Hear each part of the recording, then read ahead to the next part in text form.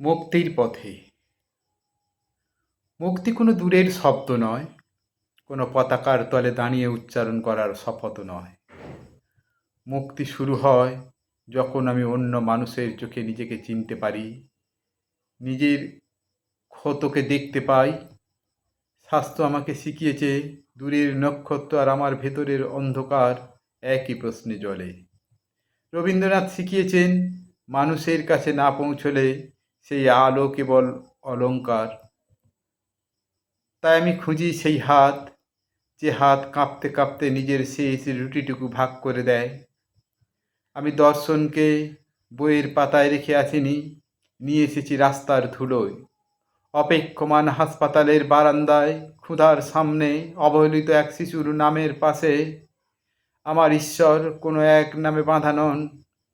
তিনি আছেন প্রতিবাদের কণ্ঠে, ক্ষমার দুর্লভ সাহসে, প্রশ্ন করার অধিকারটিতে, আর মানুষের পাশে বারবার ফিরে দাঁড়ানোর কাজে।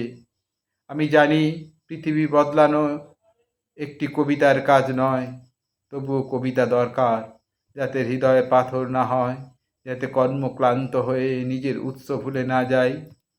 আমার মুক্তি, আমি একা মুক্ত হব না।